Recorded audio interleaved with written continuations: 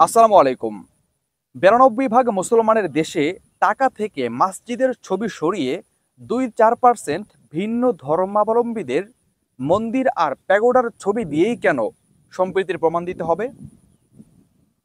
বাংলাদেশে আমরা যেভাবে সকলে সাম্প্রদায়িক সম্প্রীতি রক্ষা করে চলি, এর দৃষ্টান্ত বিরল।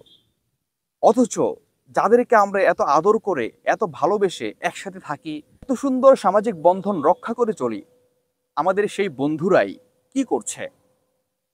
একদল চট্টগ্রামকে নিয়ে আলাদা রাষ্ট্র করার স্বপ্ন দেখছে, চেষ্টা চালাচ্ছে। অন্য দল তো পুরো বাংলাদেশটাকেই দখল করতে চাচ্ছে। অথচ এখন 92 ভাগ মুসলমানের দেশে টাকা থেকে মসজিদ বাদ দিয়ে মন্দিরের ছবি দিতে হবে, প্যাগোডার ছবি দিতে হবে। এটা কেন? অতি দ্রুত সরকার যদি এটার বিরুদ্ধে ব্যবস্থা না নেয় এবং সংশোধন না করে, তাহলে বাংলাদেশের প্রতিটি মানুষ কিন্তু এর বিরুদ্ধে ফুঁসে উঠবে এবং কঠোর তীব্র আন্দোলন করবে। আমরা যে দলের, যে মতের, যে গোত্রেরই হই না কেন, সর্বপ্রথম পরিচয় আমরা মুসলমান।